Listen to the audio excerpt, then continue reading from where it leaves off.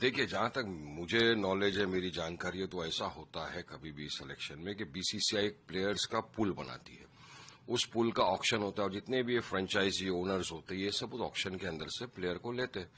अब अगर इन्होंने लिया है, क्यों किया है, क्या क्या मैंने इसके समर्थन में होना, अगेंस्ट में बीसीसीआई का ये है। लेकिन हम तो पहले से बोल रहे थे ना, हम तो पहले से बोल रहे थे कि जब भारत पाकिस्तान के साथ मैच खिला रहा था तब हमने आपत्ति जताई थी। हमने कहा था कि पाकिस्तान वही है जो आतंकवादी गतिविधियों को बढ़ावा देता है और उसका खामियाजा भारत भुगत चुका है। आपने देखा 26/11 हो गया, पुलवामा हो गया और रिसेंटली ही पहलगाम हुआ था जहां पर पाकिस्तानी आतंकवादियों ने आकर हमारी बहनों के सुहाग उजाड़ दिए। बेकसूर बेगुनाह पर्यटकों को मजहब की बुनियाद के ऊपर गोली मार के जान से मार डाला था। उसके बावजूद हमने कहा नहीं खेलना चाहिए, मगर भारत ने पाकिस्तान के साथ मैच खेला। क्यों खेला? चुनिंदा रुपयों के लिए। वारिस पठान तो थूकता है ऐसे रुपयों के ऊपर जहां पे मेरे देश की मान मर्यादा इज्जत की बात आ जाए, जहां पे मेरे बहनों के सिंदूर उजड़ गए, आप क्रिकेट खेल रहे हो उनके साथ में। अब ये जो भी है सरकार का निर्णय है, शाहरुख खान को इसका फैसला करना है, वो क्या फैसला लेते हैं उनका है, उसमें मैं क्या बोल सकता हूं। लेकिन एक चीज और भी है कि बांग्लादेश के अंदर जो हो रहा है उसकी मैं कड़ी निंदा करता हूं।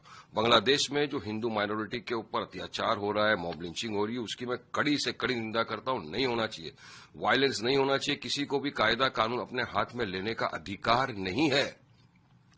वहां की सरकार को भी फौरन स्टेप्स लेना चाहिए माइनॉरिटीज का प्रोटेक्शन के लिए। वहीं पर आप देखिए भारत में भी होता है, भारत के अंदर भी मॉब लिंचिंग होती है, मुसलमानों की बेगुनाहों को जीएसआर के नाम पे कभी मार दिया जाता है, कभी गाय के झूठे इल्जाम लगाकर उनको मॉब लिंचिंग कर दी जाती है।